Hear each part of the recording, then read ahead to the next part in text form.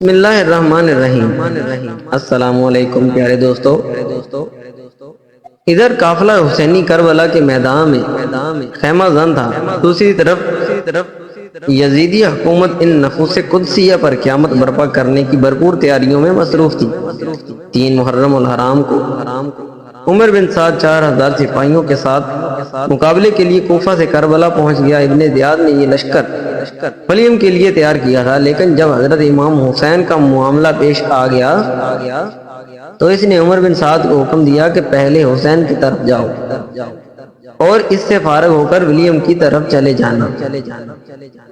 عمر بن سعد نے حضرت امام حسین پر حملے سے انکار کر دیا، کیونکہ عمر بن سعد حضرت سعد بن ابی وقاص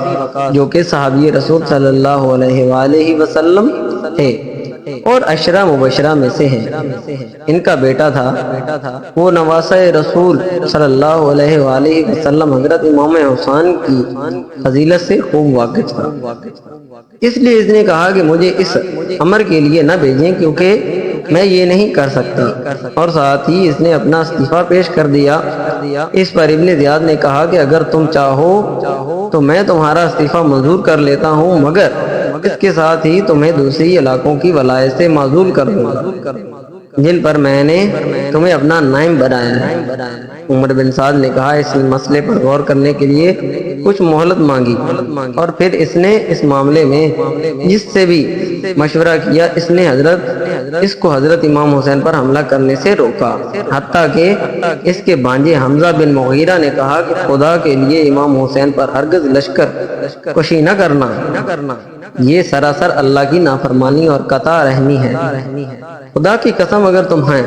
تمہارے سارے جہاں کی سلطنت سے بھی ہاتھ دھونے پڑے تو یہ تمہارے لیے حضرت امام حسین رضی اللہ تعالیٰ عنہ کے خون بہانے اور اپنی گردن پر لینے سے زیادہ آسان ہے۔ ابن سعد نے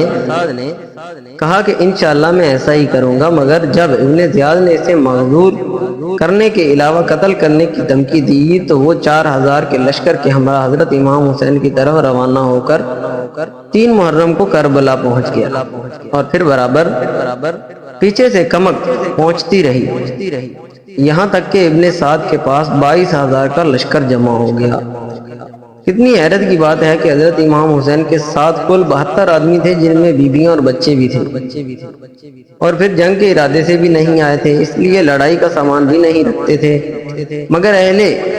بیت نبوت کی شجاعت اور بہادری کا ابن زیاد کے دل پر اتنا اثر تھا کہ ان کے مقابلے کے لیے 22000 کا لشکر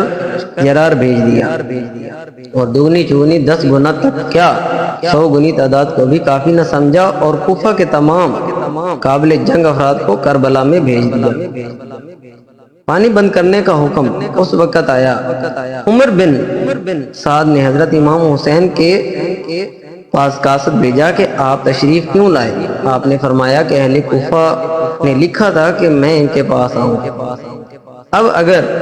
مجھ سے بیزار ہیں تو میں واپس مکہ چلا جاتا ہوں۔ جب ابن سعد کو یہ جواب ملا تو اس نے کہا کہ میری تمنا ہے کہ اللہ کسی طرح مجھے حضرت امام حسین کے خلاف جنگ کرنے سے بچا لے، اس لیے اس نے ابن زیاد کو لکھ بھیجا کہ حضرت امام حسین اہل کوفہ کی ان سے بیزاری سے مکہ واپس جانا چاہتے ہیں، لیکن ابن زیاد نے جواب دیا کہ امام حسین اور ان کے ساتھیوں پر پانی بند کر، استغفر اللہ، اور حسین سے کہو کہ وہ خود اور ان کے ہمراہی امیر المومنین یزید بن معاویہ کی بیعت کریں۔ جب وہ بات کر لیں گے تو ہم سوچیں گے کہ اب کیا کرنا ہے۔ اس پر ابن سعد نے عمرو بن حجاج کو 500 سواروں کے ساتھ ایک دستہ ساتھ دریائے فرات پر مقرر کر دیا کہ امام حسین اور ان کے ساتھیوں پر پانی بند ہو جائے۔ یہ امام علی مقام کی شہادت سے 3 دن پہلے یعنی 7 محرم الحرام کی بات ہے۔ حضرت امام حسین اپنے بھائی عباس کے ساتھ 30 سوار اور 20 پیدل پانی لینے کے لیے بھیج دیے۔ عمر بن حجاج اپنے ساتھیوں کے ہمراہ مزاحمت کرنے لگا، لیکن حضرت عباس اور ان کے ساتھی مقابلے کے بعد پانی لینے میں کامیاب ہو گئے۔ ابن اسیر تبری، جزاک اللہ خیر۔